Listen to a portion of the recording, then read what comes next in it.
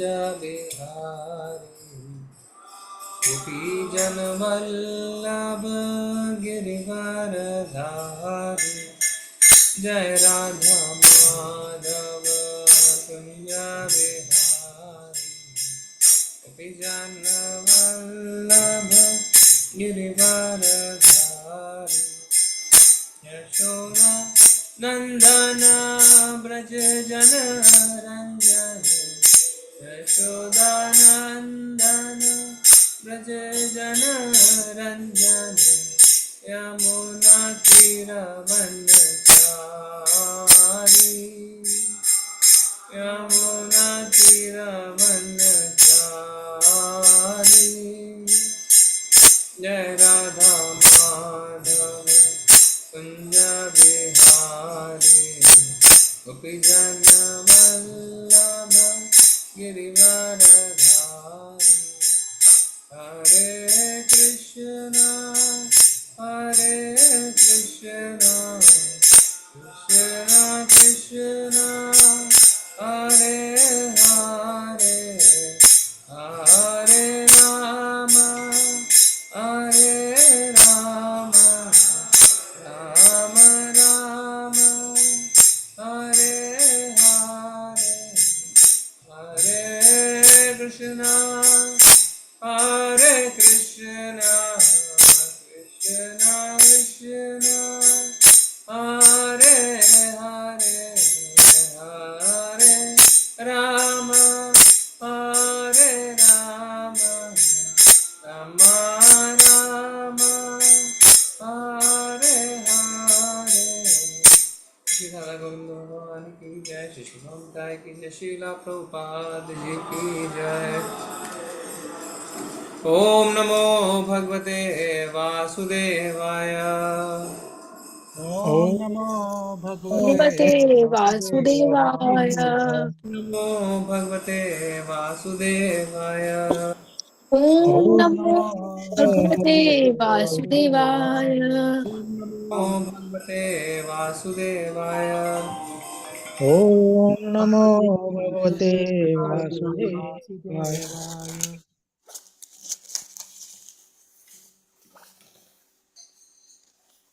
नमस्कृत्य नारायणं नमस्कृत्य नरं चैव नरोत्तमं नरं चैव नरोत्तमं उत्तरम् देवीं सरस्वतीं व्यासं देवीं सरस्वती सरस्वतीं व्यासं व्यासं ततो जयमुदीरयेत् ततो ततो जयमुदीरये।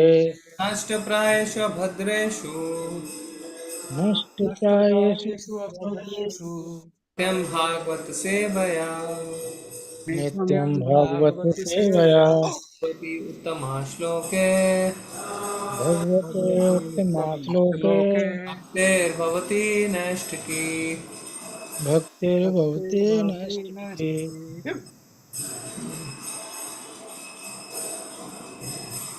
माता जी स्क्रीन शेयर में प्रॉब्लम आ रही है। जी प्रभु जी हो नहीं रहा, पता नहीं क्या हो गया।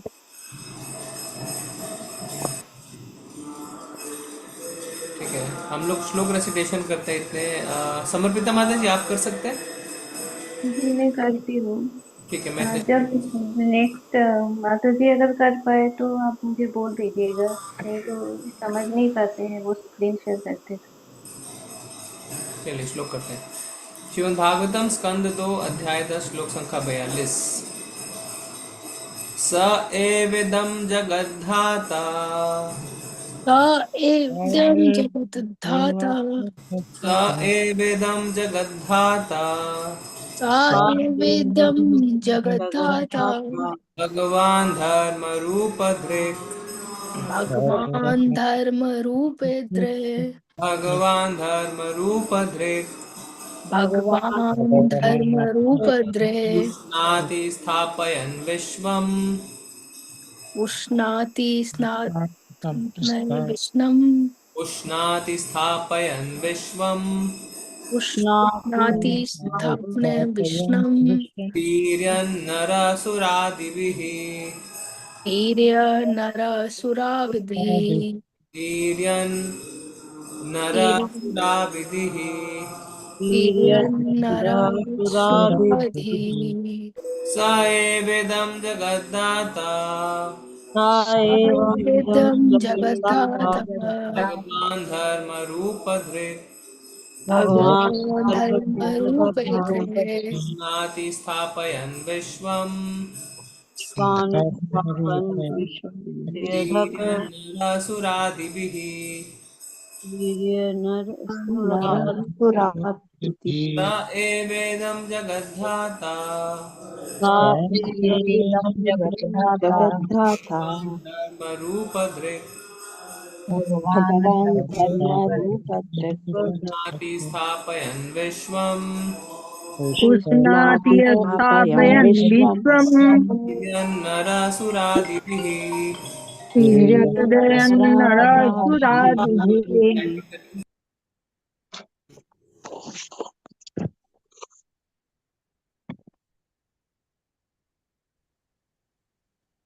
आप सब श्लोक पढ़ सकते हैं। हरे कृष्ण प्रभु जी। स एवेदं जगद्धाता भगवान् धर्म रूप धृक् पुष्पाति स्थापयन् विश्वं नीर्य न नरशूरदिभिः। हरे कृष्ण। सा एवं जगद्धाता भगवान् धर्मरूपधृक् हरे कृष्ण प्रभु जी। हरे हरे कृष्णा। स एवेदं जगद्धाता भगवान् धर्म रूप धृक् पुष्णादि स्थापयन् विश्वं तेरत्नरसुरादिभिः। हरे कृष्ण। हरे कृष्ण प्रभु जी। स एवदं जगद्धाता भगवान् धर्मरूपधृक् पुष्णाति स्थापयन् विश्वं तिर्यन्नरसुरादिभिः। हरे कृष्ण सादर प्रणाम। हरे कृष्णा प्रभु जी।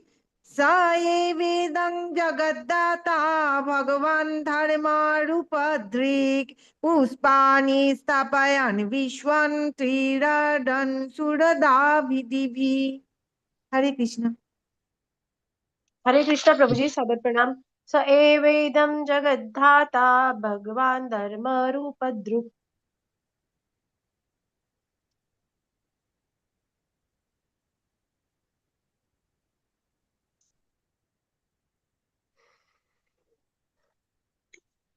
ठीक है, और किसी को चैंटिंग करना है? हरे कृष्ण प्रभु जी। मैं पढ़ूं? पढ़िए।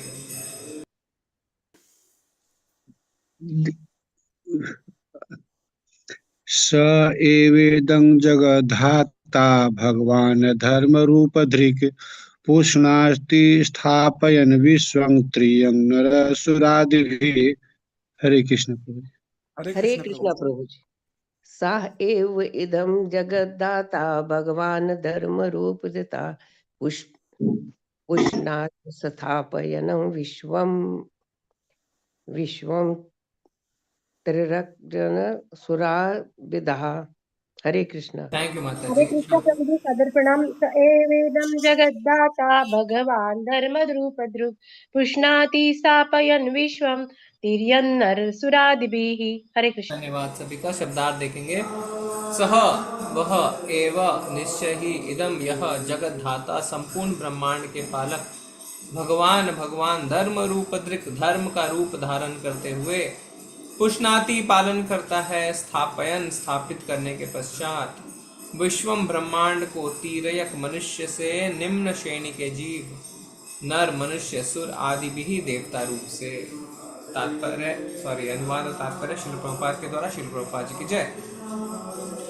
वे भगवान ब्रह्मांड में सबके पालक रूप में सृष्टि की स्थापना करके विभिन्न अवतारों में प्रकट होते हैं और मनुष्यों अमानवों तथा देवताओं में से समस्त बद्ध जीवों का उद्धार करते हैं। कृपया दोहराएं। वे भगवान वे भगवान ब्रह्मांड में सबके पालक रूप में ब्रह्मांड में सबके पालक रूप में पालक रूप में सृष्टि की स्थापना करके सृष्टि की स्थापना की स्थापना करके विभिन्न अवतारों में विभिन्न अवतारों में प्रकट होते हैं प्रकट होते हैं और मनुष्यों और मनुष्य मनुष्यों मानवों और देवताओं में से समस्त बद्ध जीवों का उद्धार करते हैं। समस्त बद्ध जीवों का उद्धार करते हैं। की पढ़िए। हरे कृष्णा। लक्ष्मी माता जी पढ़े। हरे कृष्णा, दंड प्रणाम प्रभु जी, माता जी। पूर्ण पुरुषोत्तम भगवान विष्णु जीवों के विभिन्न समाजों में उनको माया के चुंगल से उबारने हेतु अवतरित होते हैं और भगवान के ऐसे कार्यकलाप केवल मानव जीवन तक ही सीमित नहीं रहते। वे एक मछली, शूकर, वृक्ष तथा अन्य अनेक रूपों में अवतरित होते हैं, किंतु अल्पज्ञानी पुरुष भगवान को ना जानने के कारण उसका उपहास करते हैं, चाहे वह मानव समाज में मनुष्य रूप में ही क्यों ना हो। अंततः भगवान भगवत गीता 9.11 में कहते हैं, अवजान्ति मूढ़ा मानुषी तनु मिश्रितम परम भाव मंजंतो मम भूत महेश्वरम। जैसा कि हम पिछले श्लोक में बता चुके हैं, निष्कर्ष यह निकलता है कि भगवान कभी भी भौतिक सृष्टि की उत्पत्ति नहीं होते। उनकी दिव्य स्थिति सदैव अपरिवर्तित रहती है। वह ज्ञान तथा आनंद के शाश्वत रूप हैं और अपनी विभिन्न शक्तियों द्वारा अपनी सर्वशक्ति में इच्छा की पूर्ति करते हैं। इस प्रकार वे अपने किसी कार्य के फल को नहीं भोगते। वे कार्य कारण के ऐसे सभी अवधारणाओं से परे हैं। यदि वे जगत में दिग्गज भी हैं तो यह प्रदर्शन केवल अंतरंगा शक्ति का होता है, क्योंकि वे इस भौतिक जगत की अच्छी बुरी अवधारणाओं से ऊपर हैं। इस जगत में मछली या शूकर को मनुष्य से निम्न माना जाता है, किंतु जब भगवान मछली या शूकर का रूप में प्रकट होते हैं तो वे भौतिक दृष्टि से इनमें से एक भी नहीं होते। यह उनकी अहेतुक की कृपा है कि वे प्रत्येक समाज तथा योनि में प्रकट होते हैं, किंतु उन्हें उनमें से एक कभी नहीं माना जा सकता। भौतिक संसार की अवधारणाएं जैसे अच्छे तथा बुरे, निम्न तथा उच्च, महत्वपूर्ण तथा नगण्य जैसी धारणाएं भौतिक शक्ति के अनुमान होते हैं और परमेश्वर ऐसी सभी अवधारणाओं से परे होते हैं। परम भगवान। धन्यवाद। रमाकांत प्रभु जी पढ़े। हरे कृष्ण। हरे कृष्ण माता जी। परम भावम शब्द ऊपर चला गया माता जी, थोड़ा नीचे करना होगा। परम भावम शब्द अर्थात दिव्य स्वभाव की तुलना कभी भी भौतिक धारणा से नहीं हो सकती। मनुष्य को यह नहीं भूलना चाहिए कि भगवान की शक्तियां सदैव एक सी रहती हैं, कभी घटती नहीं, क्योंकि भगवान निम्न पशुओं का रूप धारण करते रहते हैं। श्री राम, श्री कृष्ण तथा मछली, शूकर रूप में उनके अवतारों में कोई अंतर नहीं होता। वे सर्वव्यापी होने के साथ ही साथ किसी एक तथा प्रत्येक स्थान में अंतर्यामी हैं, किंतु अल्पज्ञानी मनुष्य भगवान के परम भावम के अभाव में यह नहीं समझ पाते कि भगवान ने किस प्रकार मछली या मनुष्य का रूप धारण किया होगा। हर व्यक्ति अपने ज्ञान के मानदंड के अनुसार प्रत्येक वस्तु की तुलना करता है। जैसे कोई कूप मंडूक समुद्र को कुएं के समान समझता है। कूप मंडूक कभी समुद्र के विषय में सोच भी नहीं पाता। और जब ऐसे मंडूक को समुद्र की विशालता का पता चलता है तो वे उसकी तो तो उसकी बुद्धि में ही सोचता है कि समुद्र कूप से थोड़ा ही बड़ा है।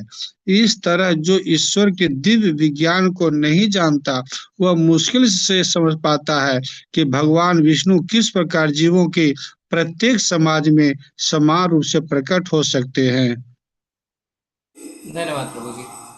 ओम हरे कृष्ण। ज्ञानतिमिरन्धस्य ज्ञानाञ्जनशलाकया चक्षुरुन्मिलितं येन तस्मै श्रीगुरुवे नमः।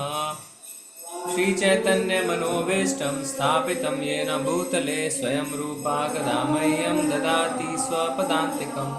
वन्देऽहं श्रीगुरुं श्रीयुत्पदकमलं श्रीगुरून् वैष्णवांश्च। श्रीरूपं सागरजातं सगं रघुनाथान्वितान्तं सजीवं साद्वैतं सावधूतं परिजनसहितं कृष्णचैतन्यदेवं श्रीराधा कृष्णपादान् सगं ललिता श्रीविशाखान्वितांश्च। नमो ओं विष्णुपादाय कृष्णपृष्ठाय भूतले श्रीमते भक्तिवेदान्तस्वामिनिति नामिने। नमस्ते सारस्वते देवे गौरवाणी प्रचारिणे निर्विशेषाय शून्यवादी पाश्चात्यदेशतारिणे। वाञ्छाकल्पतरुभ्यश्च कृपा सिन्धुव एव च पतितानां पावनेभ्यो वैष्णवेभ्यो नमो नमः। हे कृष्ण करुणा सिन्धु दीनबन्धु जगत्पते गोपेश गोपिका कान्त राधा कान्त नमस्तुते। तप्त कांचन गौरांगी श्री राधे वृंदावनेश्वरी वृषभानुसुते देवी प्रणमामि हरिप्रिये।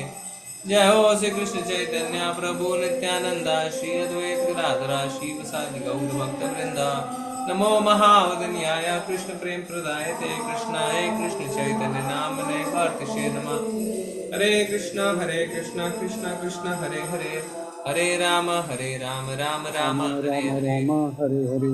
स एवेदं जगद्धाता भगवान् धर्मरूपधृक् पुष्णाति स्थापयन् विश्वं तीर्यन्नरासुरादिभिः। वे भगवान ब्रह्मांड में सबके पालक रूप में सृष्टि की स्थापना करके विभिन्न अवतारों में प्रकट होते हैं और मनुष्यों और मानवों तथा देवताओं में से समस्त बद्ध जीवों का उद्धार करते हैं। माता जी स्क्रीन रहने दीजिए। तो हमने इस अध्याय में अनेक बिंदुओं पे चर्चा करी।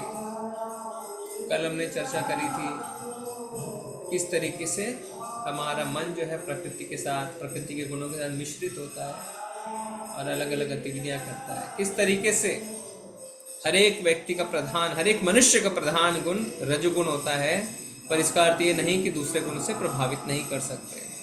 तो सब कुछ किस पे निर्भर करता है? संगति पर।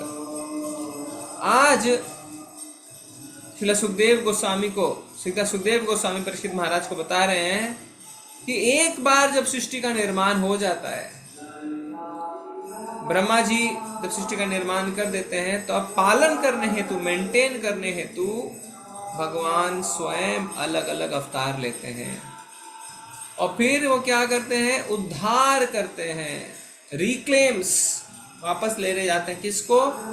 बद्ध जीव। वो बद्ध जीव सिर्फ मनुष्य नहीं, मनुष्य, अमनुष्य और देवताओं सबको अपने ओर ले जाते हैं। माता जी श्लोक में आइए। श्लोक में लिखा हुआ है स एव इदम जगत धाता। स एव मतलब निश्चय ही, जगत धाता, जगत धाता का मतलब संपूर्ण ब्रह्मांड के पालक। तो संपूर्ण ब्रह्मांड के पालक कौन है? भगवान कृष्ण। जगत धाता भगवान शब्द का इस्तेमाल हो रहा है। जगत दाता भगवान। धर्म रूप धृक का मतलब धर्म का रूप धारण करते हुए। भगवान धर्म का रूप धारण करते हैं। धर्म रूप धृक। पुष्णाति मतलब पालन करना। स्थापित करने के पश्चात क्या होता है? विश्वम ब्रह्मांड को तीर्यक मतलब होता है मनुष्य से निम्न श्रेणी के जीव, जो मनुष्य से नीचे। तो 84 लाख योनियां हैं उसमें से कितनी योनियां मनुष्य के नीचे है? 84 लाख योनियों में से कितनी योनियां मनुष्य के नीचे है? 80 लाख। 80 लाख। 80 लाख। 80 लाख योनियां मनुष्य से नीचे हैं। 4 लाख मनुष्य योनि है। हाँ? 4 लाख मनुष्य योनि है। 4 लाख मनुष्य योनि, पुरुष नहीं, मनुष्य योनि। महिला भी तो है, वो भी है ना ट्रांसजेंडर। मनुष्य से निम्न श्रेणी के जीव तीर्यन नर, नर मतलब मनुष्य, सुर आदि भी ही, सुर मतलब देवता। तो यानी सारे योनियों में से भगवान क्या करते हैं? भगवान रिक्लेम, उद्धार करने हेतु प्रकट होते हैं पालक रूप में।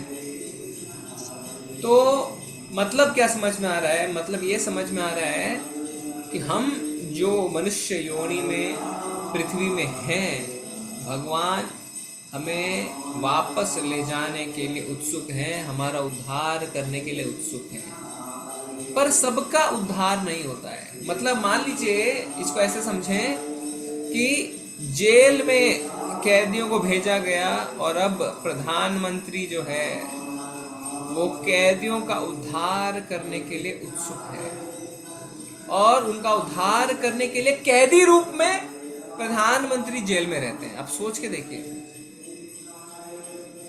मतलब प्रधानमंत्री अपने ऑफिस में बैठ के राष्ट्र का संचालन भी कर रहे हैं, पर साथ ही साथ अवतार लेके कैदी रूप में जेल में भी रह रहे हैं। कैदी रूप मतलब मनुष्य रूप में भगवान अगर धरती पे हैं, उसको हम कैसे समझ रहे हैं? कैदी रूप में प्रधानमंत्री जेल में है।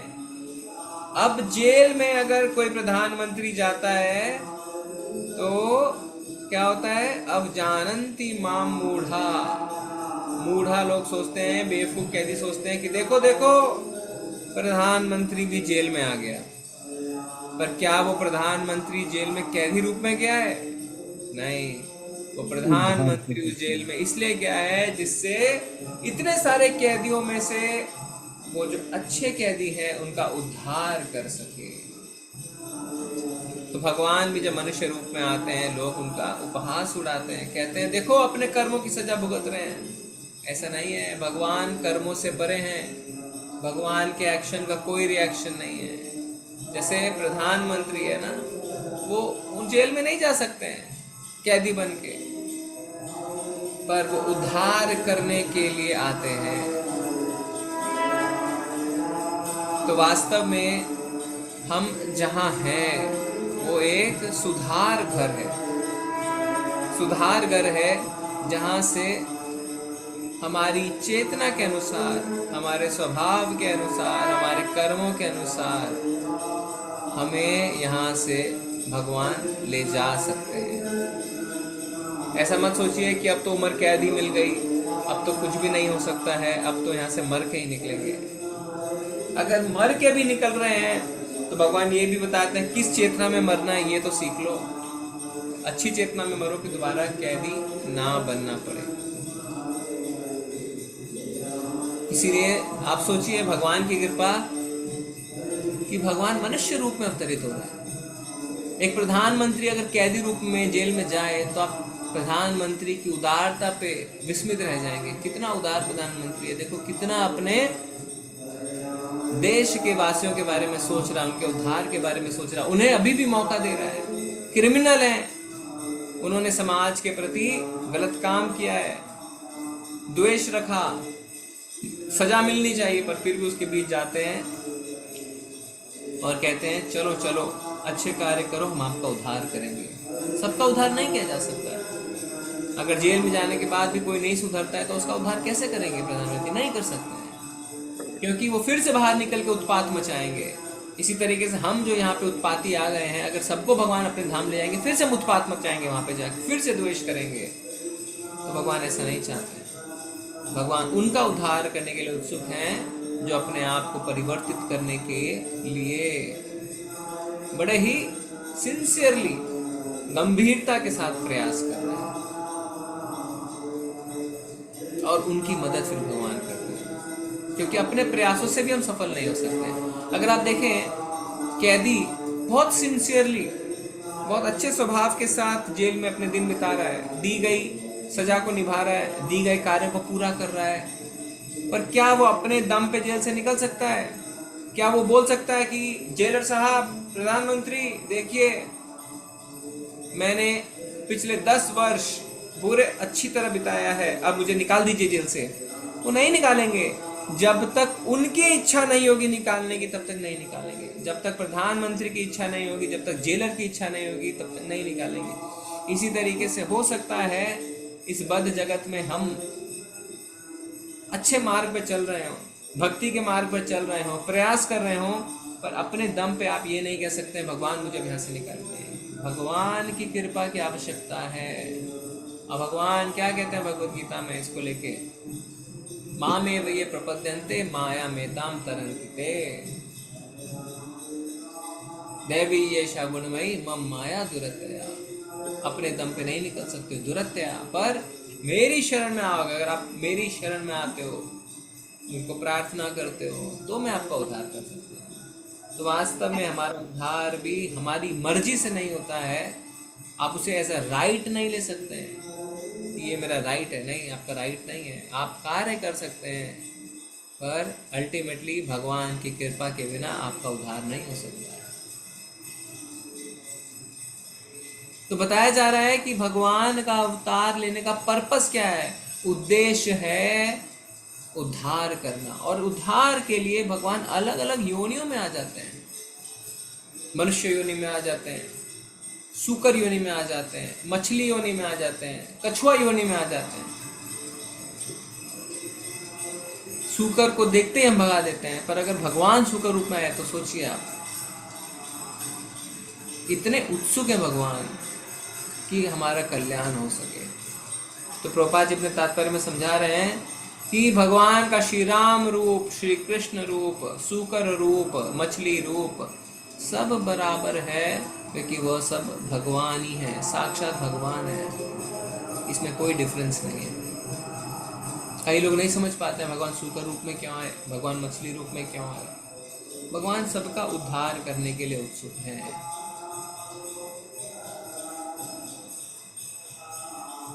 पर होता क्या है, जब भगवान मनुष्य रूप में आते हैं, मनुष्य की तरह हमारे बीच रहते हैं, तो हम चीज़ों को समझ नहीं पाते हैं। जैसे अर्जुन को जब भगवान विराट रूप दिखाते हैं, अर्जुन समझ नहीं पाते हैं उसके पहले, फिर बाद में कहते हैं भगवान मैं तो समझ ही नहीं पाया, मैं तो आपके साथ एक ही थाली में खाना खाया, एक ही बिस्तर पर हम लेट गए, आपका उपहास किया मैंने कई मौक़ों पर, मुझे क्षमा कर दीजिए। क्योंकि भगवान की वास्तविक स्थिति को हम भूल जाते हैं। जैसे कोई बॉस है, काफ़ी ऊंचे ओहदे पे है, पर अगर वो आपके साथ दोस्ती की तरह बात कर ले, तो आप क्या करते हैं, आप उसको अपना दोस्ती मानने लगते हैं, और फिर उसके साथ उसका उपहास भी करते हैं, उसके साथ मजाक भी करते हैं, कई बार उसे ऑफेंड भी कर देते हैं। पर फिर अचानक से घर जाते हैं, दिखता है अरे हर न्यूज़ चैनल पे उसके इंटरव्यू आ रहा है, तब आपको समझ में अरे ये तो बहुत बड़ा व्यक्ति है, मैंने तो इसके साथ इस तरीके से व्यवहार किया जो उचित नहीं था। हम भी यही कर बैठते हैं। पर भगवान अगर मनुष्य रूप में आ रहे हैं, अगर मछली रूप में आ रहे हैं, अगर सूकर रूप में आ रहे हैं, तो प्रभुपाद जी समझा रहे हैं उनकी स्थिति अच्युत की रहती है। अच्युत मतलब जो अपने स्थिति से कभी गिरता नहीं है। अगर भगवान अर्जुन के सारथी बन रहे हैं, तो भगवान की स्थिति कभी गिर नहीं रही है, भगवान फिर भी भगवान है।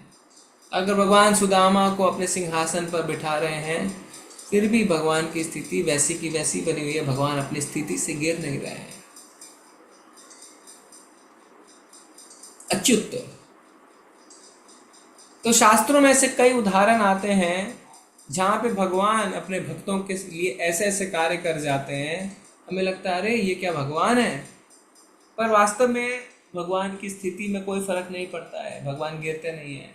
तो दो उदाहरण हमने अभी चर्चा की, एक तो अर्जुन के साथ उसके सारथी बने, और दूसरा सुदामा को अपने सिंहासन पे बिठाया। इस तरीके से आप सब बताएं कुछ ऐसी इंस्टेंसेस, कुछ ऐसे उदाहरण शास्त्रों से जहाँ पे भगवान अपने भक्तों के लिए कुछ भी कर जाते हैं और हमें लगता है अरे ये क्या, भगवान तो अपनी स्थिति से गिर गए, भगवान तो ऐसा कर दिया अपने भक्तों के लिए, और वास्तव में भगवान गिरते नहीं। तो ऐसा कौन सा उदाहरण हम हरे शास्त्रों कृष्ण में? प्रभु जी। हरे कृष्ण। हरे कृष्ण प्रभु जी, ये भगवान ने सबरी के झूठे बेर खाए थे।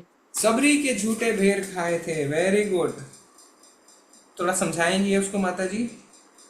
तो मतलब जैसे एक भक्त का झूठा, मतलब हम सबसे पहले भगवान को भोग लगाते हैं, सबसे शुद्ध चीज, और मतलब सिर्फ उसका उद्धार करने के लिए, उसके ऊपर मतलब उसके ऊपर कृपा करने के लिए भगवान ने, उनके पास बेर नहीं थे तो उनके झूठे बेर भी खा लिए थे, ऐसे कि हाँ, तो मतलब उनका सबरी उद्धार जब हो। भगवान का कई वर्षों तक इंतजार करती रही, रोज वो अपने आंगन के जो रास्ते पे फूल बिछाती थी, क्योंकि उनके गुरु ने कहा था आप यहीं रुकिए, भगवान आएंगे, भगवान रामचंद्र आएंगे। कई वर्षों तक उसने रोज यही कार्यक्रम रखा, फूल बिछाती हटाती, बिछाती हटाती, बिछाती हटाती। एक दिन सच में रामचंद्र जी आ गए, और फिर उन्हें भगवान को कुछ देना था, तो बेर थे, पर वो ये चाहती थी कि भगवान को खट्टे बेर ना मिले, मीठे ही मिले। तो कैसे, तो चख के भगवान को दे रही थी, और हाँ भगवान जी। खा रहे थे। कई जगह हरे बताते हैं कि लक्ष्मण जी अपने भौं को सिकोड़ रहे थे कि भगवान झूठे बेर क्यों खा रहे हैं, उन्हें समझ नहीं आ रहा था। पर इसका अर्थ ये नहीं कि भगवान अपने स्थिति से गिर गए। ठीक है, वेरी गुड एग्जाम्पल। नेक्स्ट माता जी। हरे हरे कृष्णा कृष्णा प्रभु हरे जी। प्रभु जी। कृष्णा प्रभु जी। हरे कृष्णा प्रभु प्रभु जी, जी। विदुर के घर केले के छिलके खाए। हाँ, इसका थोड़ा समझाइए माता जी। विदुरानी के घर जब गए, मतलब पहले तो दुर्योधन ने उनको इनवाइट किया था, बहुत सारे पंच पकवान रखे थे, लेकिन भगवान को पसंद नहीं आए क्योंकि उसमें भाव नहीं था। लेकिन विदुरानी के भाव था। विदुरानी भगवान को देखते ही इतनी मुग्ध हो गई कि उनके मुख कमल के तरफ ही देखती रही, और वो केला केला का जो केला है जो नीचे फेंक दे रही है, और केले के छिलके भगवान को खिला रही है। जी, तो उनमें मैंने उनका भाव देख के भगवान ने उनके केले के छिलके भी स्वीकार किए। बहुत सुंदर। इतने अच्छे, इतने प्रेममय है हमारे भगवान। तो भगवान को दुर्योधन ने बुलाया, आइए 56 भोग खा के जाइए, भगवान गए नहीं। क्यों? भगवान ने भगवद गीता में क्या कहा है, पत्रम पुष्पम फलम तोयम यो में भक्त्या प्रेत भक्त्या प्रेक्षति। तदहम भक्त्या उपृतम अश्नामि प्रेतम।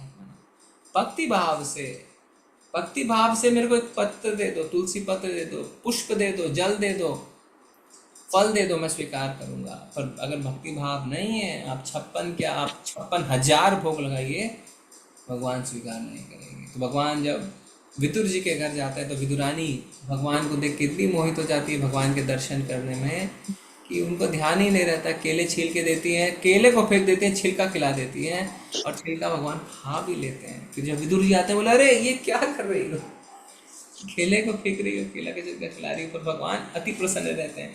पर इसका अर्थ ये हुआ, आप केले के छिलके किसको खिलाते हैं? गाय को। तो क्या भगवान गाय बन गए? भगवान की स्थिति कभी भी बदलती नहीं है, भगवान अच्युत हैं। और उदाहरण? हरे कृष्ण प्रभु जी। हम्म प्रभु जी जब सुदामा जी मिलने गए थे कृष्ण भगवान से द्वारका, तो उनके पास उनको भेंट देने के लिए कुछ भी नहीं थे। तो उन्होंने अपने घर से जो भी था, चावल था, कैसे था, तो वो लिया, तो भगवान ने वो भी स्वीकार किया था। Very nice.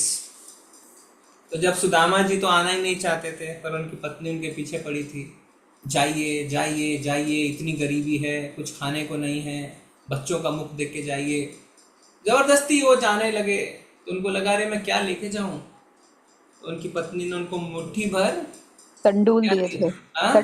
तंडुल दिए थे। तंडुल। हाँ। तंडुल जी, को क्या चावल। बोलते हैं? चावल। चावल चावल। नॉर्मल चावल। चावल। उन्होंने अपनी पोटली में चावल बांधे चल पड़े। वहां पे जब पहुंचे द्वारका में, ऑपुलेंस देखा, वैभव देखा भगवान का, घबरा गए, फटे कपड़ों में थे। किसी तरह हिम्मत जुटाई, द्वारपाल के पास पहुंचे। द्वारपाल ने मना कर दिया, उल्टे लौटने लगे। भगवान तक जब खबर लगी कि सुदामा आए हैं, भगवान अपने चप्पल, अपने सिंहासन, अपने मुकुट सबको भूल के नंगे पैर दौड़ गए। सारे के सारे महल के वासी, द्वारपाल, सैनिक सब भचक के रह गए, ये क्या हो रहा है। और जाके सुदामा को अपने महल से बाहर गले लगा लिया। सारे के सारे लोग देखते रह गए। और फिर उन्हें अपने महल में लाए, महल में लाके अपने सिंहासन पे बिठाया, उनके चरणों को धोए। रुक्मणी जी ये देख के बड़ी प्रसन्न थी। और फिर भगवान अब उनसे थोड़ी मस्ती करते हैं, बोलते हैं अरे मेरे लिए क्या लाए हो, भाभी ने क्या भिजवाया है। तो वो देख लेते हैं कि कुछ छुपा रहे हैं, कुछ छुपा रहे हैं सुदामा जी। बोलते नहीं नहीं कुछ नहीं कुछ नहीं कुछ नहीं, क्योंकि शर्म आ रही थी उनको देने में। और भगवान छीन लेते हैं। जब देखते हैं एक मुट्ठी चावल, प्रसन्न हो जाते हैं। अरे वाह। और फिर जब भगवान एक चावल का दाना अपने मुख में रखते हैं, ब्रह्मांड के सारे जीव तृप्त हो जाते हैं, सबको डकार आने लग जाती है, तृप्त हो जाते हैं। तो भगवान की स्थिति अच्युत की है। भगवान के पास ऐश्वर्य की कमी नहीं है। लक्ष्मी जी खुद उनके लिए खाना बनाती है, राधा रानी खुद खाना बनाती है। तो सूखे चावल खा के तृप्त हो गए। अच्युत, बहुत सुंदर उदाहरण। हरे कृष्णा प्रभु। हरे प्रभु जी, जब भट्ट गोस्वामी यमुना जी के किनारे जप करते थे तो राधा रानी स्वयं आकर उनको पंखा करती थी। हरे कृष्णा जी ठीक है, ये उदाहरण है, पर ये हमारा प्रश्न का उदाहरण नहीं है। प्रश्न में है, ठीक है चलिए। हरे कृष्णा प्रभु जी।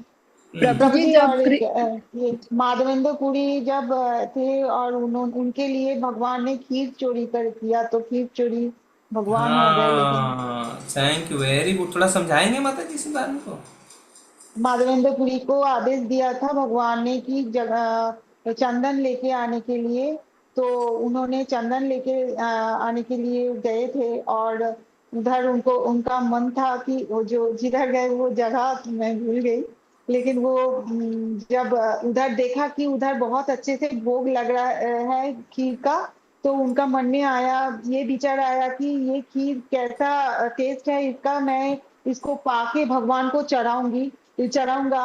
लेकिन उनके मन में इतना ये विचार आने से उनको बहुत लज्जा फील हुआ कि मैं ऐसा कैसे सोच सकता हूँ कि भगवान को बिना चढ़ाए हुए मैं कैसे ये पा सकता हूँ। तो उधर से चले गए और कुछ खाए नहीं, लेकिन भगवान को दिखाने, मतलब ये भक्ति का प्रेम जो है, इसको भगवान ने बहुत अच्छे से एक्सेप्ट किया और उन्होंने खुद खीर चोरी करके उनके पास लेके गए ऐसा पुजारी के माध्यम से।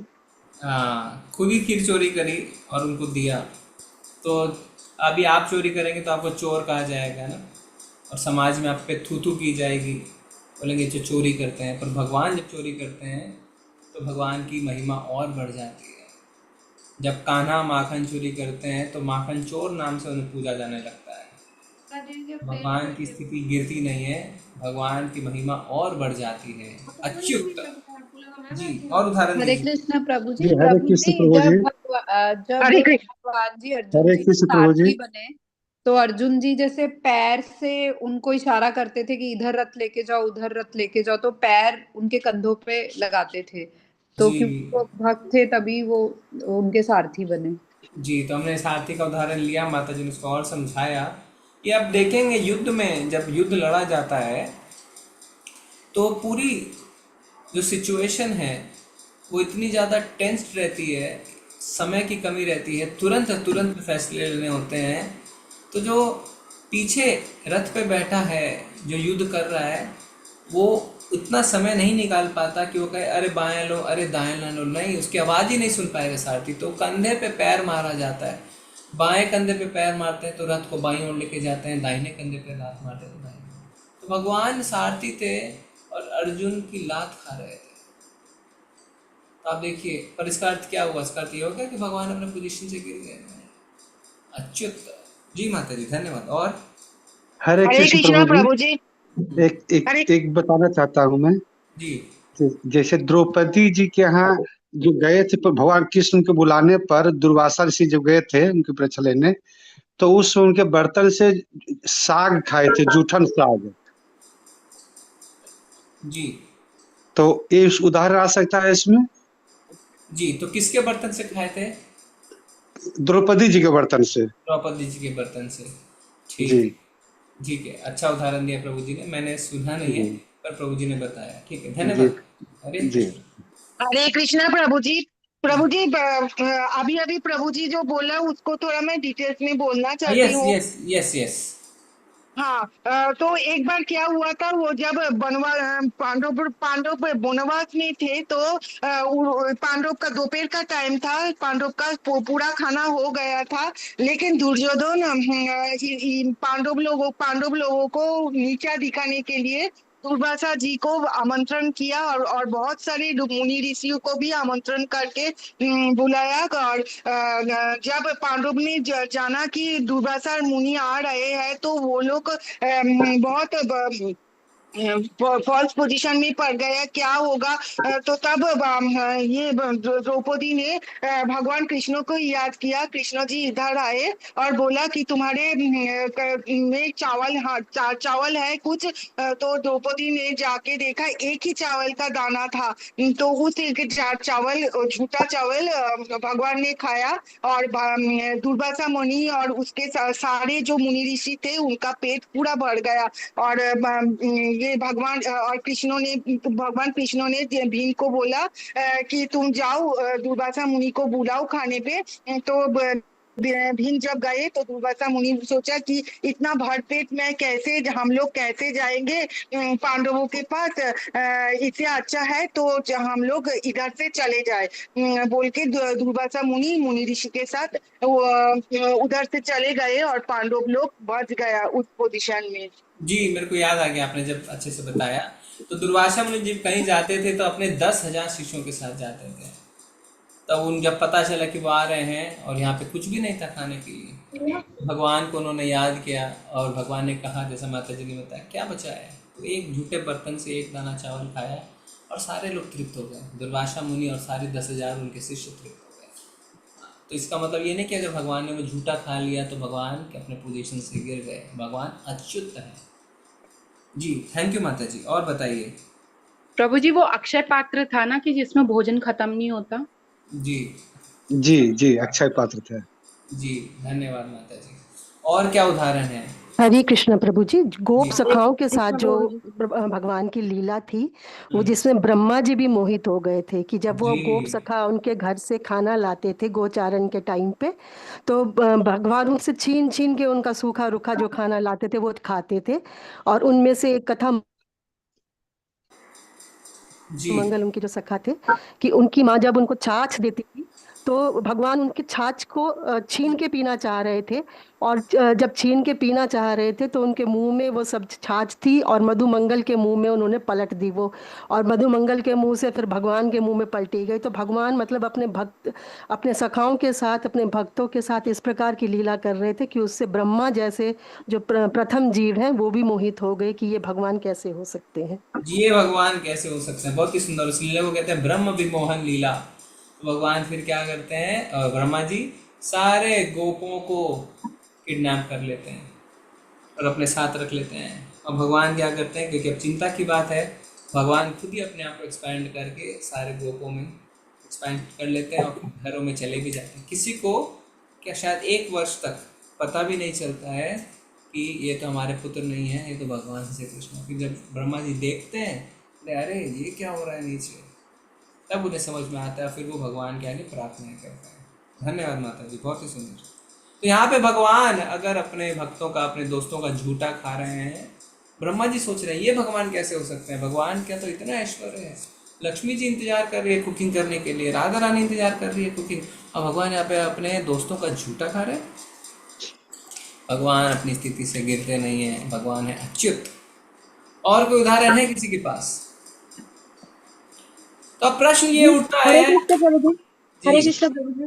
प्रभु जी अभी हमने चोर का उदाहरण दिया अभी कोई प्रभु जी ने, तो चौराग्रगण्य वो चोर में अग्रगण्य में, लेकिन ये भगवान है जो चोर नहीं होते, हम उनको चोर नहीं कह सकते। वो तो गोपियों को भाव था कि लेकिन हम नहीं कह सकते, क्योंकि सारा सब कुछ तो उनका ही है प्रभु जी। ये सारी सृष्टि उनकी है, सारा सब तरफ तो भगवान ही है।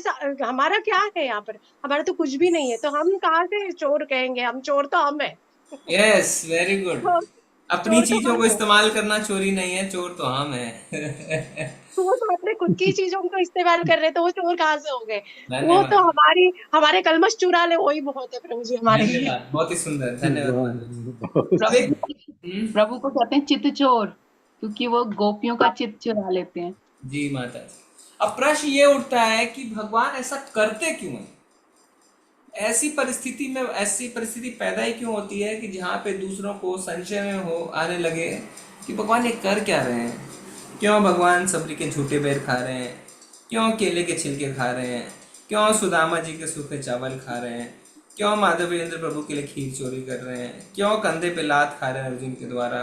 क्यों अपने गोप सखाओं का झूठा पी रहे हैं, है ना? क्यों द्रौपदी के झूठे चावल खा रहे हैं? भगवान ऐसा करते क्यों हैं? ये प्रश्न का क्या उत्तर है? भगवान भक्त वत्सल है प्रभु जी, भक्त वत्सल। हरे कृष्ण प्रभु जी, भगवान को चाहिए, भगवान बोलते हैं कि मेरे पास मेरा मन नहीं है, आपका मन मुझे दे दो, मेरे पास मन की कमी है, तो आपका मन ही मुझे दे दो बस, मेरे में मन लगाओ। तो भगवान को हमारा मन चाहिए और कुछ नहीं चाहिए।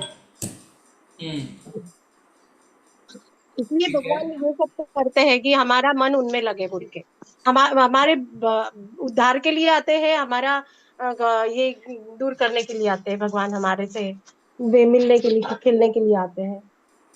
तो और भी तरीके हैं ना।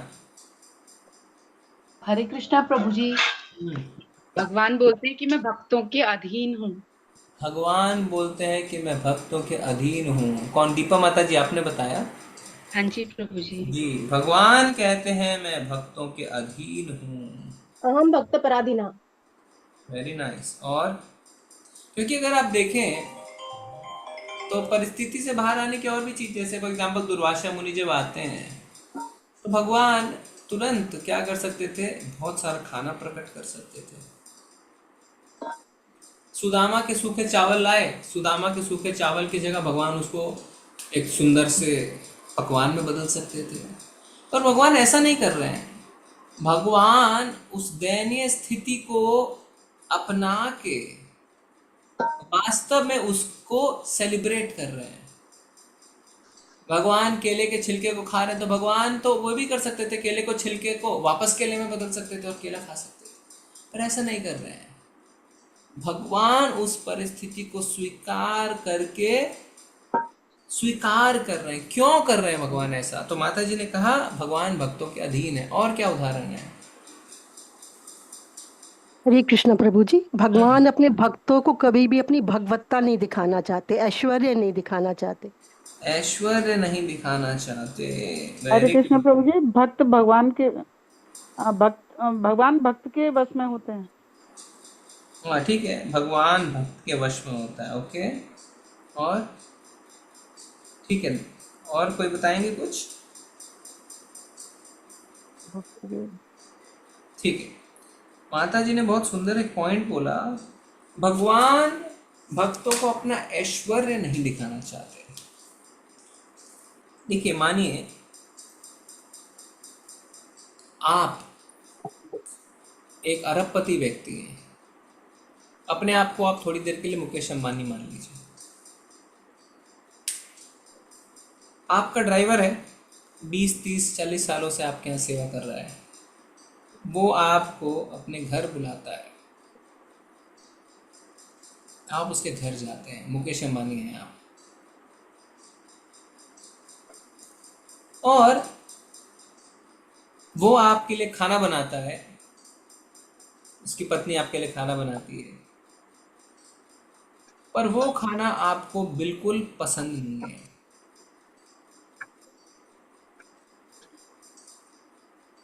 तो आपके पास दो उपाय है। पहला, या तो आप उसको खा लें, दूसरा या तो आप उसको ना खाएं, और तीसरा भी है, तीसरा आप उसको कहें अरे रुको रुको, हम अपने कुक्स को बुलाते हैं एंटीलिया से, वो आपके घर में ही कुकिंग करेगा जो हम सब दोबारा खाएंगे, क्योंकि ये तो हम खाते नहीं हैं।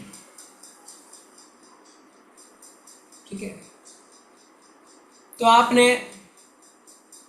3 ऑप्शन आपके आगे आए, या आप उसको नहीं खा रहे हैं, दूसरा आप उसको खा रहे हैं, तीसरा आप अपने कुक्स को, अपने बावर्चियों को बुला के उसके घर में कुकिंग करके फिर खा रहे हैं। अगर हम मुकेश अंबानी हैं तो हम कौन सा ऑप्शन चुनेंगे?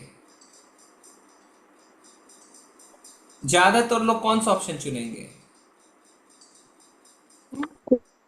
हरे कृष्ण प्रभु जी, हमें जिसने बुलाया उनकी भावनाओं का कर्द करते हुए नहीं, आप अपने आप को शास्त्रिक एविडेंस नहीं, क्या होना चाहिए नहीं। अगर आप अपने आप को पहले मुकेश अंबानी मान लीजिए, अगर आप मुकेश अंबानी हैं, नीता अंबानी के साथ आप जा रहे हैं, क्या प्रैक्टिकली करेंगे आप? कुक्स को बुला के खाना बनवाएंगे, कुक्स को बुला के खाना बनवाएंगे, मना कर देंगे, मना कर देंगे। और नहीं प्रभु जी, खाना चाहिए, है तो इंसान ही ना सभी लोग। ठीक है, खाना चाहिए। देखिए क्या है, एक है प्रैक्टिकल, एक है आइडियल। हम जब उत्तर देते हैं ना, हम आइडियल वाला उत्तर देते हैं। ये साइकोलॉजी, ह्यूमन साइकोलॉजी है। जब कोई पूछा जाता है तो ऐसा होना चाहिए, पर होता नहीं है। अगर आप प्रैक्टिकली सोचेंगे तो आप क्या करेंगे, आप उसके खाना को खाएंगे नहीं, या तो आप मना कर देंगे या खुद ही खाना। उससे आपने उसका मान तो रखा, उसके घर में खाना खाया, पर पूरी तरीके से उसको आप तृप्त नहीं कर पाए। भगवान के पास भी ऐसा ऑप्शन है। भगवान उन सूखे चावल को जो सुदामा लाए थे उसे पकवान में बदल सकते थे। सबरी के झूठे बेर को, है ना, खूब सारे मीठे बेर वहीं पे उत्पन्न कर सकते थे, तुरंत उसको खा सकते थे। अक्षय पात्र की जो बात हुई, कई पकवान वो तुरंत दुर्वासा मुनि उनके शिष्यों के लिए प्रोड्यूस कर सकते थे। पर ये अगर ऐसा करते तो जैसा माता जी ने कहा, भगवान पूरी तरीके से अपने भक्त के अधीन नहीं हो पाते और अपने ऐश्वर्य को दिखा देते। भक्त के अंदर एक कोने में एक चुभन सी रह जाती कि भगवान मुझसे प्रसन्न नहीं हुए, मैंने जो खाना बनाया भगवान ने वो खाया नहीं, मैंने जो बेर चखे भगवान ने वो खाया नहीं। भगवान ने अपना ऐश्वर्य के हिसाब से ही चीजें करी, कॉम्प्रोमाइज नहीं की।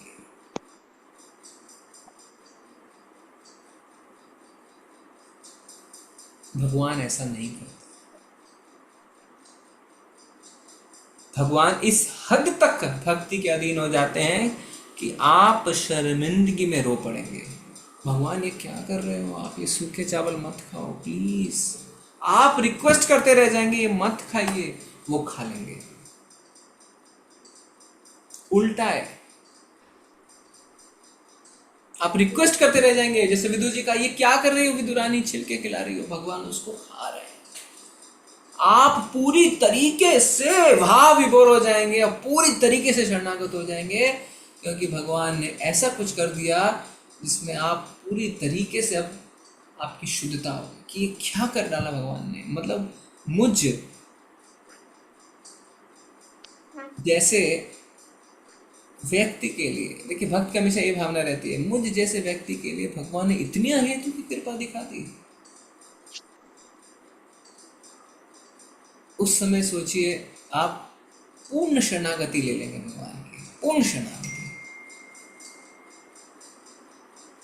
तो भगवान भक्तों के अधीन हो जाते हैं। कई लोग कहते हैं, भगवान भगवत गीता में कहते हैं, मेरी पूजा करो, मेरे बारे में सोचो, मेरे भक्त बनो, मुझे नमस्कार करो, मेरा मेरा मेरा मेरा क्या लगा रखा है। एक बार भगवान कहेंगे मेरा मेरा मेरा, पर एक बार इस फॉर्मूला को आप अपने जीवन में उतार लेंगे और शुद्ध भक्ति को प्राप्त होंगे, तो फिर ये सारी घटनाएं आपके जीवन में घटेंगी कि आप हाथ जोड़ेंगे, भगवान मत खाइए प्लीज़, सूखे चावल मत खाइए, केले के छिलके मत खाइए, ये क्या कर रहे हैं, क्यों मुझे शर्मिंदगी महसूस करवा रहे हैं। भगवान खा लेंगे। तो अब मेरा मेरा मेरा नहीं रहा, अब भगवान ने अपने आप को उसको दे दिया। तो भगवान की कभी भी मंशा ये नहीं थी कि भगवान अपने आप की पूजा करवाएं। भगवान की हमेशा मंशा थी कि आप इतने शुद्ध हो जाएं कि फिर भगवान अपने आप को आपको दे सकें। भक्तों को अपने आप को दे देते हैं, फिर किसी चीज की लज्जा नहीं रह जाती। आपका कितना ही घनिष्ठ मित्र हो, क्या उसके मुंह से निकाल के आप छाछ पी लेंगे? पी लेंगे क्या? आप किसी व्यक्ति को कहेंगे मैं तुम्हारे लिए जान भी देता हूँ, पहले जान तो बाद में देना, मेरे मुंह में जो छाछ है पहले वो पी लेंगे? नहीं प्रभु जी। पर भगवान ने पी लिया, शरणागत हो जाएंगे, भक्त पूर्णता। ऑलरेडी वो प्योर डिवोटीज हैं, इसीलिए भगवान को ऐसा कर रहे हैं। पर इससे हमें पता चलता है कि भगवान भक्त वत्सल हैं। भगवान की मंशा अपने आप को एज अ बॉस स्थापित करके अपनी पूजा करवाने की नहीं है। भगवान की एक ही मंशा है कि तुम शुद्ध भक्ति को प्राप्त हो, जिससे तुम्हारा ही कल्याण हो सके। इसलिए भगवान को कहते हैं अच्युत। और कितना अच्छा होगा ना कि अगर हम भगवान के ऑर्डर पे, भगवान के इंस्ट्रक्शंस के हिसाब से चल सकें, और फिर ऐसी परिस्थिति, ऐसे मौके आए हमारे जीवन में कि हम भी इन लीलाओं का हिस्सा बने, हम भी भगवान के साथ खेल कूद कर सकें, भगवान के इन पास टाइम्स पर हम भी शामिल हो सकें। पर इसके लिए आचार्य ने कहा है आपको पहले, देखिए भावना होती है, पर अगर भावना नियम के बिना है तो वो क्या कहलाती है? सहजिया कहलाती है। तो वे बोलते हैं हम तो गोपी बन गए, हम तो भगवान के भक्त बन गए, भगवान के मित्र बन गए, पर आप रूल्स एंड रेगुलेशंस फॉलो नहीं कर रहे हैं, तो आप सहजिया हैं। मैं आपसे प्रेम करता हूँ, प्रेम करता हूँ, प्रेम करता हूँ, बोले अच्छा 2 रोटी बनाना, अरे बाजार से ले आओ, समय नहीं है मेरे पास बनाने के लिए। तो क्या प्रेम करते हैं? जब आप प्रेम करते हैं तो उसके लिए सैक्रिफाइस चाहिए, उसके लिए एक्शन चाहिए, और वही एक्शन है डिवोशनल सर्विस। फिर भगवान अपने आप को आपको दे देंगे। ठीक है, तो सिर्फ भावनाओं में भक्ति करेंगे तो सहजिया बन जाएंगे। इसीलिए नियमों का पालन आवश्यक है, डेली साधना आवश्यक है, कंसिस्टेंसी आवश्यक है। इसीलिए हमारे आचार्यों ने हमेशा कहा है नियमों का पालन करते करते आगे बढ़िए, भगवान अवश्य आप पे कृपा करेंगे। ठीक है, तो आज की चर्चा हम यहीं तक रखेंगे, आप स्क्रीन हटा सकते हैं। अगर किसी को कुछ ऐड करना है, इसमें बहुत कुछ है बोलने के लिए, या कोई प्रश्न है तो पूछ सकते हैं। हरे कृष्णा। हरे कृष्ण प्रभु जी। यस प्रभु जी। ये जो हरे कृष्ण कृष्ण कृष्ण हरे हरे, हरे राम राम राम हरे हरे, इसको पहले हम बचपन से सुनते आए हैं। हरे राम राम राम हरे हरे, हरे कृष्ण कृष्ण कृष्ण हरे हरे जी। तो इन दोनों में से कौन सा कहना अधिक उचित रहेगा? मैं पहला बताता हूँ। जब और मैंने दूसरा प्रश्न। हाँ रुकिए, एक एक करके। जी जब मैं अपना पर्सनली आपको बताता हूँ। जी। जब मैंने इस्कॉन मैंगलोर से प्रथम ऑनलाइन क्लासें लेनी शुरू करी, मतलब एज अ स्टूडेंट, तो उस टाइम पे बिल्कुल यही द्वंद्व था मेरे अंदर जो आपके अंदर आज है कि ये लोग हरे कृष्ण करने को क्यों बोल रहे हैं, हमने हमेशा हरे राम ही तो सुना है। जी। तो फिर मैंने निश्चय किया कि मैं जब शुरू करूँगा, पर मैं इनका मंत्र नहीं करूँगा, मैं करूँगा हरे राम राम राम हरे हरे, हरे कृष्ण कृष्ण। और मैंने उसी मंत्र को जपना शुरू किया। जी। मेरे को लगा ये लोग कृष्ण को पहले क्यों आ रहे हैं, हमेशा तो पहले राम ही आते थे।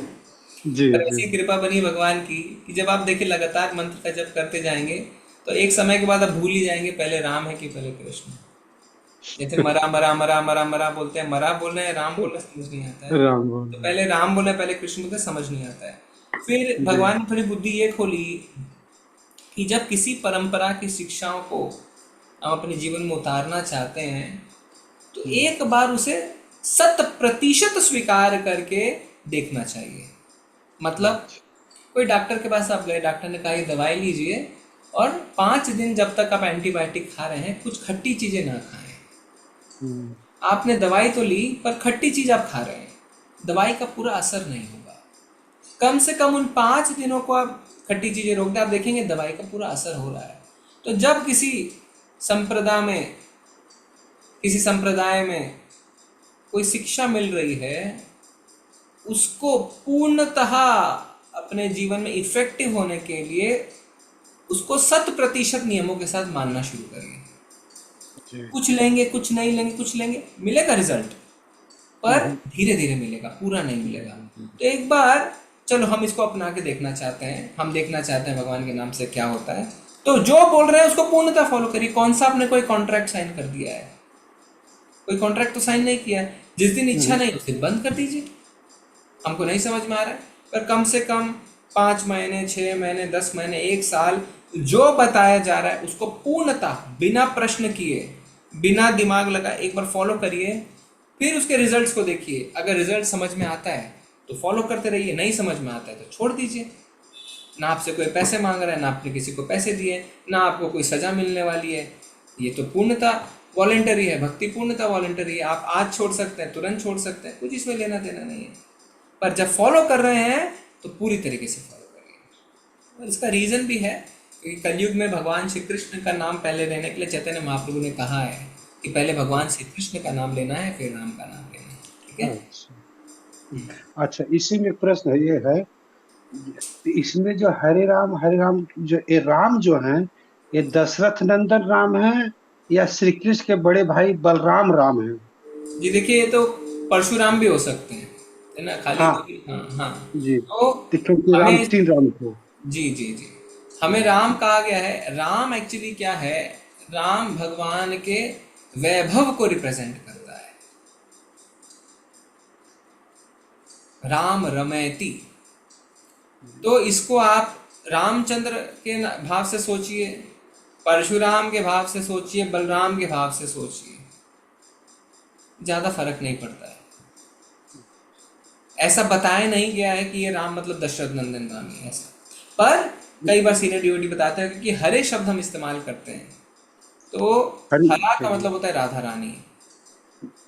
तो जब हरे कृष्ण बोलते हैं तो राधा रानी और कृष्ण, जब हरे राम बोलते हैं तो सीता मैया और रामचंद्र जी।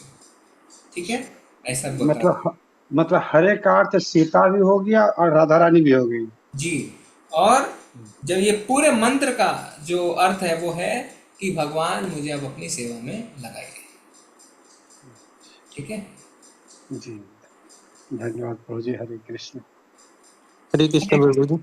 हरे कृष्ण प्रभु जी। जैसे प्रभु जी ने क्वेश्चन पूछा, तो जैसे हम इन सीक्वेंस बोलते हैं हरे कृष्ण ऐसे, और फिर हरे नाम, और फिर वो भी तो सेम ही मीनिंग हो जाता है प्रभु जी। मतलब अगर हम पहले राम भी बोले तो भी तो हम वही श्री कृष्ण वाला मतलब यही मंत्र जप रहे हैं, बिकॉज पर कभी कभी क्या होता है, टोन में थोड़ा फर्क आता है। जैसे हरे कृष्ण कृष्ण कृष्ण हरे राम राम राम हरे कृष्ण, तो क्योंकि मंत्र थोड़ा बड़ा है ना, तो आप देखेंगे कि जब आप दूसरे मंत्र में जा रहे हैं मतलब हरे कृष्ण, तो थोड़ा टोन में डिफरेंस रहता है जी प्रभु। उसके कारण आपको पहले कृष्ण और पहले राम में थोड़ा आपको देखना पड़ेगा, क्योंकि ये रेगुलर नहीं, सिर्फ मरा मरा मरा मरा मरा मरा ये एक ही टोन में जा रहा है। पर अब हरे कृष्ण मंत्र और हरे राम कर रहे हैं तो थोड़ा टोन में डिफरेंस आता है प्रभु जी, कृष्ण वाली लाइन में और राम वाली लाइन में। उससे पता चल जाता है कि कौन सा पहले बोल रहा है, कौन सा बाद में बोल रहा है। जी प्रभु। हरे कृष्ण प्रभु जी। जी प्रभु जी, एक क्वेश्चन और मेरा ये था। आवाज नहीं आ रही प्रभु जी, थोड़ा जोर से बोलिए। हरे कृष्ण प्रभु जी, मैं ये कह रहा था प्रभु जी, कोई भी नियमों में बंधना नहीं चाहता, जैसे आज़ाद रहना चाहता है कि नियमों में रूल फॉलो करना ही ना पड़े कोई भी। बिल्कुल सही कह रहे हैं। ह्यूमन प्रवृत्ति मनुष्य की, मनुष्य की प्रवृत्ति आज़ादी वाली। पर आप देखें तो हमारे जो 4 नियम है उनको हम बोलते हैं रेगुलेटिव प्रिंसिपल्स ऑफ फ्रीडम। मतलब अपने आप को बांध के ही आप आज़ाद हो सकते हैं। एक पतंग बंध के ही उड़ती है, अगर पतंग में डोर नहीं बंधी होगी तो पतंग गिर जाएगी। तो आप जब बंधेंगे नियमों से तभी आप फ्री होंगे, अन्यथा आप बंधते जाएंगे। जी तो प्रभु जी, थोड़ा अजीब ही लगता है कि कोई रूल फॉलो नहीं कर रहा, ऐसे ही अंधाधुंध अपना जीवन बिताए जा रहे हैं। नहीं, वो अजीब वाली बात नहीं है, क्योंकि अभी पूरा जो सिस्टम बन गया आज के समाज का वो यही है, इंडिपेंडेंस ऑफ फ्रीडम। और वास्तव में इंडिपेंडेंस ऑफ फ्रीडम को हम एक्सटर्नल तरीके से ले रहे हैं, हम इसको इंटरनल नहीं रहे। वास्तव में फ्रीडम है माइंड का फ्रीडम। अगर आप देखें आज नौजवान अपने आप को फ्रीडम के चक्कर में गलत कार्य कर बैठते हैं, फिर बंद जाते हैं। जैसे गलत कार्य में नशा करते हैं, ड्रग्स लेते हैं। ड्रग्स में अब एक बार आपने फ्रीडम के चक्कर में ले लिया, आप तो बंद गए। आप इससे ज़्यादा भयंकर तरीके से आप नहीं बंद सकते हैं। या कोई गलत रिश्ते में घुस गए, है ना, लड़का लड़की आपस में गलत संबंध बना लेते हैं, पूरे जीवन भर के लिए बंद जाते हैं गलत चीज़ों में। तो आप वास्तव में फ्रीडम सोच रहे हैं पर आप बंध रहे हैं। पर उल्टा आप देखिए, मैं नियमों में बंध के अपने मन को स्वतंत्र कर रहा हूँ। मतलब अब मन मेरे वश में है, मेरे को पता है मुझे ड्रग्स नहीं लेना है। तो कौन स्वतंत्र हुआ, मैं कि वो? मैं हुआ स्वतंत्र, क्योंकि मैं अब अपने मन को काबू में करके निर्णय ले सकता हूँ। और मन काबू में आते हैं नियमों का पालन करके। बिना नियमों का पालन करके हम मन काबू में नहीं है। असली स्वतंत्रता है मन को काबू में लाना। प्रभु जी, जैसे कोई भक्त होता है, वो ठोकर खा के संभलता है, और एक भक्त की समझदारी यही है कि वो बिना ठोकर खाए ही सब कुछ उसे समझ में आता है। पर कई बार ठोकर खा के संभलने का मौका नहीं मिलता प्रभु जी। ऐसा ठोकर लगता है कि अब अगले जीवन में ही संभलेंगे आप, है ना? जी प्रभु जी, जी। अभी देखिए यंग बच्चे जो इतना एक्सीडेंट्स कर रहे हैं, बड़ी बड़ी गाड़ियां लेके निकल रहे हैं, रोज न्यूज में आ रहा है, जेल में बंद रहेंगे ना, क्योंकि अब उन्होंने किसी की मृत्यु कर दी है। तो अब उनको संभलने का मौका कहाँ मिलेगा? वो अगले जन्म में संभलेंगे। चलिए ठीक है, हरे कृष्णा। और कोई प्रश्न किसी का? आरती माता जी हाथ उठा रहे हैं। हरे कृष्ण प्रभु हरे जी। कृष्णा प्रभु। एक मिनट, आरती माता जी बोलिए। मेरा सवाल ये है कि हम राम मंदिर, कृष्ण मंदिर बोलते हैं, इस्कॉन टेम्पल क्यों बोलते हैं यहाँ पे? नहीं, नाम है ये हमारा, जो इसका संस्था का नाम है international society for Krishna consciousness, अंतर्राष्ट्रीय कृष्ण भावना भावित संघ। और पूरा मंदिर, जैसे हमारे मंदिर का नाम है इस्कॉन श्री श्री राधा गोविंदा मंदिर। तो आप जाएंगे इस्कॉन, जैसे मायापुर में इस्कॉन श्री श्री राधा माधव मंदिर, फिर इस्कॉन श्री श्री रास बिहारी मंदिर, राधा रास बिहारी मंदिर, ऐसे करके पूरा नाम होता है। इस्कॉन इसलिए लगा देते हैं कि संस्था का नाम है ये। ठीक है जी, धन्यवाद प्रभु जी। हरे कृष्ण। हरे कृष्ण प्रभु जी। राधे प्रणाम प्रभु जी। मेरी एक दोस्त है, वो जैन है, तो उनके जैन में जो भगवान होते हैं, वो बोलते हैं कि कृष्ण अभी मुक्त नहीं हुए हैं, वो अपने उनका मोक्ष नहीं हुआ है, ऐसे बोले प्रभु जी। मुझे बहुत बुरा लगा ये बात से। मैं उसको लेकिन मेरे पास आंसर नहीं था, क्योंकि मैं उनके भगवान के बारे में कुछ जानती नहीं हूँ। मैं वहां तक नहीं गई हूँ अभी। 5th स्कंद कुछ है शायद उसमें, तो उनका है 5th स्कंद में दिया हुआ, लेकिन मैंने अभी तक जाना नहीं है वो, तो मैं नहीं आंसर दे पाई प्रभु जी। आप मत घुसिए इन सब चीज़ों में माता जी, उनको करने दीजिए अपना, क्योंकि ऐसे लोग जो नहीं समझेंगे। उनको जब इच्छा हैगी तो भगवान की कृपा होगी तो आएंगे, है ना? तो ज़्यादा प्रभु जी प्रयास मुझे मत जानना, करें। किंतु मुझे भी जानना है प्रभु जी, ये कि ऐसे कि उनको अलग अलग टीचिंग्स है, बहुत सारे श्लोक है माता जी जिसमें बता कृष्णस्तु भगवान स्वयं। उनको श्रीमद् भागवतम का श्लोक दिखा दीजिए, कृष्णस्तु भगवान स्वयं। तो इसका क्या आंसर है उनके पास? फिर वो क्या करेंगे? फिर वो आपको बोलेंगे श्रीमद् भागवतम का कोई बेस नहीं है, ये कौन सा है हमें तो पता नहीं। फिर ये सब बेकार की बातें आएंगी, क्योंकि जो आपसे चर्चा कर रहे हैं वो खुद ही इमेच्योर हैं। देखिए होता क्या है कि संस्था के जो लीडर्स होते हैं वो ये सब चर्चा नहीं करते हैं। जो ज़्यादा नहीं जानते हैं फिलॉसफी, वो ये सब चर्चा करते हैं। उससे क्या होता है, आपस में लड़ पड़ते हैं लोग। अगर सच में चर्चा होनी चाहिए तो संस्थाओं के लीडर से चर्चा होनी चाहिए, हम क्या आपस में करेंगे ना? तो पर वो पीछे रहते हैं, क्योंकि उनको चीज़ें पता है।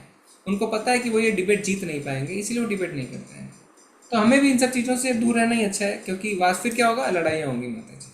समझेगा कोई नहीं, समझेगा कोई नहीं। तो इससे अच्छा है कि ऑफेंसिव नहीं होइए, दूर रहिए, उनको अपना करने दीजिए, आप अपना करिए। और जब भगवान की कृपा होगी, जब वो आपके अंदर चेंज देखेंगे, जब देखेंगे चीज़ें, तो आपको पूछेंगे अच्छा आप क्या करते हो बताओ, तो अपने आप आएंगे वो आपके पास। ठीक है जी प्रभु, धन्यवाद प्रभु। हरे कृष्ण। अरे तो मुझे याद है, मैं पर्सनली बता रहा हूँ, हमारे मैं जहाँ बिल्डिंग में रहते थे, तो एक है ऑर्गेनाइजेशन, उसको फॉलो करते हैं ना, पूरा वाइट पहनते हैं, आप समझ गए होंगे, माताएं भी वाइट पहनती हैं। तो वो कुछ बिल्डिंग में क्लासें ले रहे थे। एक दिन उन्होंने भी मुझे बुलाया, तो उनकी कुछ किताब है छोटी सी, उसमें वो क्या बता रहे थे आप सोचिए, जबकि मैंने इस्कॉन की एक्टिवली क्लासेस शुरू भी नहीं करी थी उस टाइम। वो बता रहे थे महाभारत का युद्ध हुआ ही नहीं है। सुनिए, वो कहते हैं महाभारत का युद्ध हुआ ही नहीं है, ये सब काल्पनिक कैरेक्टर्स हैं। ठीक है, फिर वो क्या बताते हैं कि द्वापर युग में सिर्फ 9 लाख आत्माएं थी, उनकी फिलॉसफी है। तो समहाउ मैंने शायद कृष्णा बुक पढ़ा था, मुझे याद नहीं है ठीक से, तो ये पढ़ा था कि 9 लाख तो नंद बाबा की गाय थी। तो मैंने प्रश्न करने से पहले उनसे पूछा कि ये 9 लाख आत्माएं जो हैं, ये आप जानवरों की आत्माएं इंक्लूड करके बता रहे हैं कि एक्सक्लूड करके? तो उन्होंने कहा 9 लाख जानवर इंक्लूड करके। तो मैंने कहा कि नंद बाबा की तो 9 लाख गायें थी। तो बिल्कुल सकबका गए। फिर वो कहते हैं नहीं नहीं, जानवर एक्सक्लूड करके।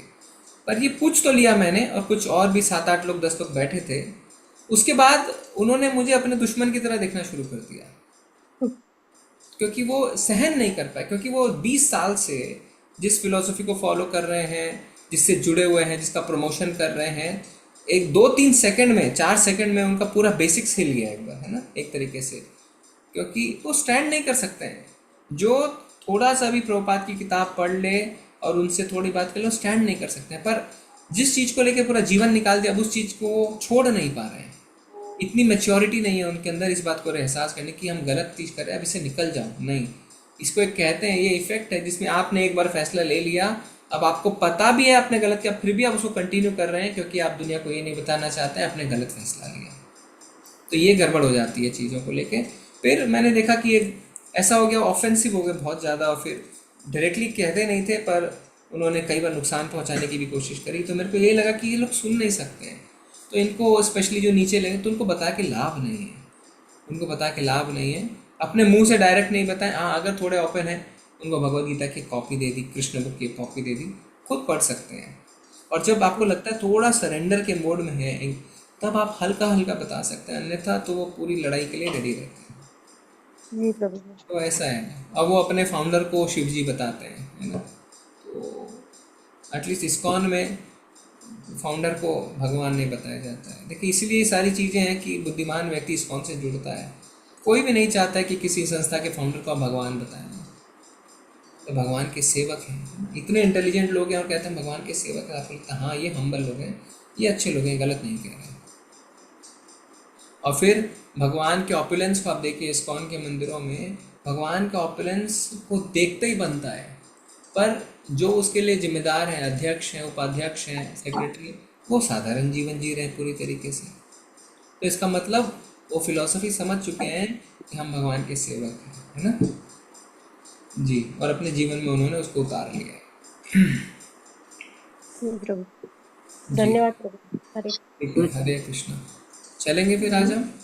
बहुत बहुत धन्यवाद आप सभी का। वांछा कल्पतरुभ्यश्च कृपा सिन्धुभ्यश्च पतितानां पावनेभ्यो वैष्णवेभ्यो नमो नमः। अनंत कोटि वैष्णव वृंद की जय। नामाचार्य दास ठाकुर की जय। प्रभुपाद की जय। ग्रंथराज श्रीमद् भागवतम की जय। हरे हरे।